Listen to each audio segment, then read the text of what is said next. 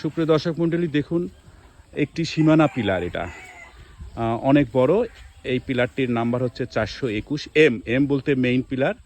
আর এই পাশে যে ইন্ডিয়া লেখা আছে, অর্থাৎ আমি ভারতের পার্শ্বে অবস্থান করছি। আর এই পিলারটার ঠিক এই পাশে এই যে 421 বাংলাদেশ লেখা, অর্থাৎ এই স্থানগুলো হচ্ছে বাংলাদেশের মধ্যে পড়েছে। আপনারা বাঙালি তো? বাংলাদেশি? ও আচ্ছা। আসসালামু আলাইকুম। আপনি ভারতে বসে আছেন কেন বাঙালি হয়ে? হ্যাঁ, সবসময় এখানে? কেউ আপনাকে কিছু বলবে না? বিএসএফ আসে না? না, যদিও আসে আমরা সরে যাই। হ্যাঁ হ্যাঁ হ্যাঁ।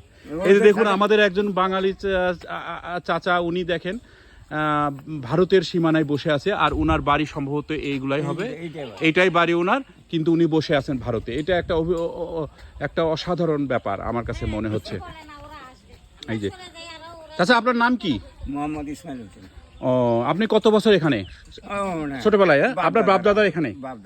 ও, এই পিলারটা আপনার সামনে হয়েছে না? অনেক আগে। কত বছর পুরাতন এটা? তাই আপনি ছোটবেলা থেকে এটা দেখছেন? ও আচ্ছা আচ্ছা।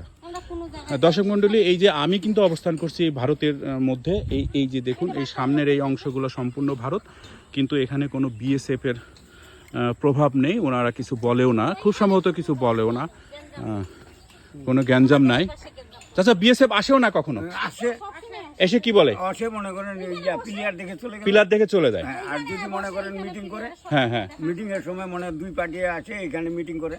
ও, দুই পার্টি। হ্যাঁ, আমরা চেয়ার দিই, ওরা মনে করেন